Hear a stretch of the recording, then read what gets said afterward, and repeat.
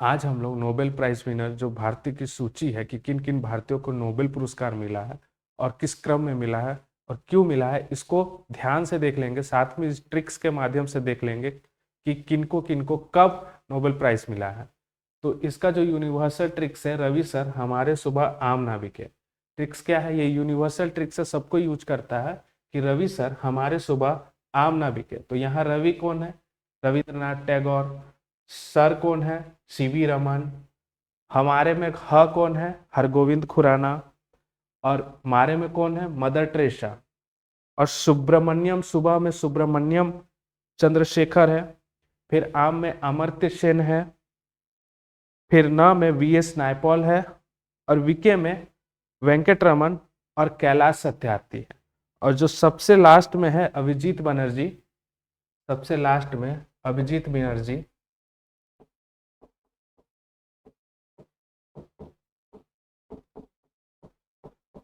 तो याद रखना है आपको ट्रिक्स की रवि सर हमारे सुबह आम ना बिके। और इसी के माध्यम से अब हम लोग समझेंगे कि किनको किनको नोबेल पुरस्कार कब और क्यों मिला है। तो उसका बेसिक सबसे पहले ये समझ लेते हैं कि नोबेल पुरस्कार 1901 में शुरुआत किया गया था और यह हर साल स्वीडन और नॉर्वे के द्वारा दिया जाता है। अल्फ्रेड नोबेल की वसीयत से दिया जाता है पैसा। अल्फ्रेड नोबेल वही हैं जिन्होंने डायनामाइट का आविष्कार किया। डायनामाइट का आविष्कार किए होंगे कि भैया मनरेगा आएगा तो सब कोई पहाड़ पत्थर खोद के कुआं बनाएगा, लेकिन बाद में युद्ध करने लगा तो आहत हो गया होगा इनका मन, और आहत हो गया होगा तो लगा होगा कि अब जो पैसा कमाए इसी से सबको दान दे देते हैं। और बाद में जो साइंस के सेक्टर में और अलग अलग क्षेत्र में विशेष कार्य करेंगे उनको यही पैसा से पुरस्कार मिलेगा। तो नोबेल पुरस्कार का जो पैसा है वो नोबेल अल्फ्रेड नोबेल की वसीयत से आता है। अल्फ्रेड नोबेल अपना वसीयत में अपनी संपत्ति का अधिकांश हिस्सा नोबेल पुरस्कारों की स्थापना के लिए दान दे दिए थे। नोबेल शांति पुरस्कार नॉर्वे में दिया जाता है, बाकी सभी पुरस्कार स्वीडन में दिए जाते हैं। और पुरस्कार की जो राशि होती है वो 11 मिलियन होती है। इंडियन रुपीस के हिसाब से 8.3 करोड़ रुपए। सब इंपॉर्टेंट एग्जाम में आता है। और प्रत्येक विजेता को एक स्वर्ण पदक मिलता है और एक डिप्लोमा, और साथ ही 11 स्वीडिश कॉर्नर जो 8.3 करोड़ रुपए भारतीय रुपए के हिसाब से होते हैं। तो नोबेल पुरस्कार के विषय में जो तथ्य थे वो समझ गए। अब हम लोग देख लेंगे कि रवि सर हमारे सुबह आम ना बिके। तो ट्रिक के हिसाब से रविंद्रनाथ टैगोर, इनको कब मिला था? 1913 में। किस क्षेत्र में? साहित्य के क्षेत्र में। और इनकी जो कृति थी गीतांजलि, गीतांजलि के लिए इनको नोबेल पुरस्कार मिला था। गीतांजलि के लिए जो पुरस्कार मिला था इसमें भारतीय संस्कृति और दर्शन का गहरा प्रभाव देखा गया। तो याद रखना है कि रविंद्रनाथ टैगोर को सबसे पहले भारतीयों में नोबेल पुरस्कार मिला है, और साथ ही ये भारतीय थे और पहले एशियाई व्यक्ति भी थे जिनको नोबेल प्राइज मिला था 1913 में साहित्य के क्षेत्र में। और किसके लिए? गीतांजलि के लिए। ये है रविंद्रनाथ टैगोर। और गीतांजलि जो था उसमें क्या था? भारतीय संस्कृति और दर्शन का गहरा प्रभाव था। ठीक है। दूसरा क्या है? सीवी रमन, इनको 1930 में फिजिक्स यानी भौतिक के क्षेत्र में नोबेल पुरस्कार मिला था। कारण क्या था? रमन इफेक्ट यानी कि रमन प्रभाव के लिए। रमन प्रभाव ये क्या होता है? तो रमन प्रभाव भौतिक में नोबेल पुरस्कार उनके द्वारा खोजे गए रमन प्रभाव के लिए दिया गया, और जिसमें प्रकाश की प्रकीर्णन, स्कैटरिंग ऑफ लाइट के बारे में बताए थे। तो याद रखना है कि सीवी रमन को क्यों मिलता है नोबेल, क्यों मिला नोबेल पुरस्कार? तो रमन इफेक्ट के लिए। और किससे संबंधित है? लाइट, स्कैटरिंग ऑफ लाइट से, यानी कि प्रकाश की प्रकीर्णन से। तो यहाँ रवि सर दोनों हो गया। रवि से रविंद्रनाथ टैगोर और सर से सीवी रमन।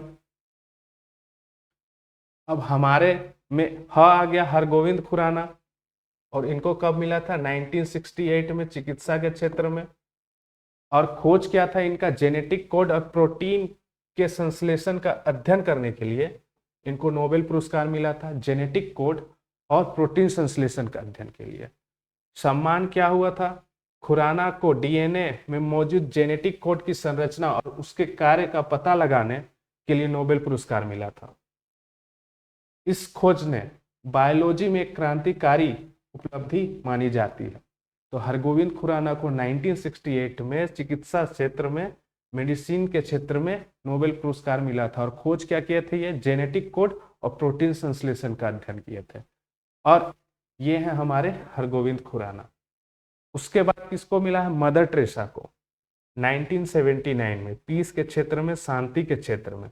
और मदर टेरेसा को उनके द्वारा कोलकाता में गरीब, बीमार और असहाय लोगों के लिए किए गए मानवाधिकारों के लिए नोबेल पुरस्कार मिला। तो 1979 में मदर टेरेसा को पीस के लिए यानी कि शांति के लिए नोबेल प्राइज मिला है। और क्या किए थे, किस सम्मान के लिए मिला है? तो मदर टेरेसा कोलकाता में गरीब, बीमार और असहाय लोगों के लिए मानवाधिकार किए थे, इसलिए इनको नोबेल प्राइज मिला है। ये है मदर टेरेसा। साथ में फिगर भी देखते जाइए। अब है पांचवा में सुब्रमण्यम चंद्रशेखर। रवि सर हमारे सुबह, तो सुबह में क्यों ना गया? सुब्रमण्यम चंद्रशेखर। इनको कब मिला था? 1983 में। और इनको किस लिए दिया था? फिजिक्स में। खोज क्या था? चंद्रशेखर सीमा, चंद्रशेखर सीमा के लिए। और चंद्रशेखर सीमा क्या होता है? कि सितारों की संरचना और विकास, उनके कार्यों के लिए चंद्रशेखर सीमा में किसी भी सितारे का द्रव्यमान कितना हो कि वह सफेद यानी कि व्हाइट ड्रॉप सफेद बौना बन जाए। कि सन, कोई भी स्टार का जो द्रव्यमान है कितना होगा कि वह सफेद बौना बन जाए, यानी कि व्हाइट ड्रॉप बन जाए। इसके लिए उन्होंने एक चंद्रशेखर सीमा की खोज की थी, जिसके कारण इनको नोबेल पुरस्कार मिला था फिजिक्स के क्षेत्र में। अब छठा कौन हो गया? रवि सर हमारे सुबह आम। आम से अमर्त्य सेन 1998 में इकोनॉमिक्स के क्षेत्र में, अर्थशास्त्र के क्षेत्र में। कार्य क्या था? वेलफेयर इकोनॉमिक्स, कल्याणकारी अर्थशास्त्र के लिए, कल्याणकारी अर्थशास्त्र के लिए। अमर्त्य सेन को उनकी गरीबी, भुखमरी और मानव विकास से संबंधित, गरीबी, भुखमरी और मानव विकास से संबंधित अध्ययन के लिए नोबेल पुरस्कार मिला। उनकी कैपेबिलिटी अप्रोच के सिद्धांत याद रखना है, क्या दिए थे? कैपेबिलिटी अप्रोच का सिद्धांत दिए थे। ने विकासशील देशों के आर्थिक सुधारों पर गहरा प्रभाव डाला। तो याद रखना है, अमर्त्य सेन को 1998 में अर्थशास्त्र यानी इकोनॉमिक्स के क्षेत्र में वेलफेयर इकोनॉमिक्स से संबंधित कैपेबिलिटी अप्रोच सिद्धांत दिया, उसके लिए इनको नोबेल पुरस्कार मिला। यह है अमर्त्य सेन। अब छठा, सातवां कौन सा है? रवि सर हमारे सुबह आम ना बिके। तो ना से आगे वीएस नायपॉल। वीएस नायपॉल, इनको क्यों मिला है? साहित्य के क्षेत्र में मिला है। उन्हें अर्थात और निपुणता के साथ पूरी मानवता के अनुभव का अन्वेषण करने के लिए यह सम्मान दिया गया। ये है वीएस नायपॉल। 2001 में साहित्य के क्षेत्र में इनको नोबेल पुरस्कार मिला था, याद रखना है। अब आठवां कौन है? वेंकटरमन रामकृष्णन। इनको 2009 में केमिस्ट्री यानी रसायन के क्षेत्र में नोबेल पुरस्कार मिला। तो इन्होंने राइबोसोम की संरचना और कार्य पे अध्ययन किया था, इसके लिए इनको नोबेल पुरस्कार मिला है। राइबोसोम, कोशिका में राइबोसोम होती है, उसकी संरचना के अध्ययन के लिए। सम्मान क्यों मिला था? वेंकटरमन रामकृष्ण को राइबोसोम की संरचना के बारे में महत्वपूर्ण जानकारी प्रदान करने और प्रोटीन संश्लेषण में इसके किए गए कार्यों को समझने के लिए नोबेल पुरस्कार मिला है।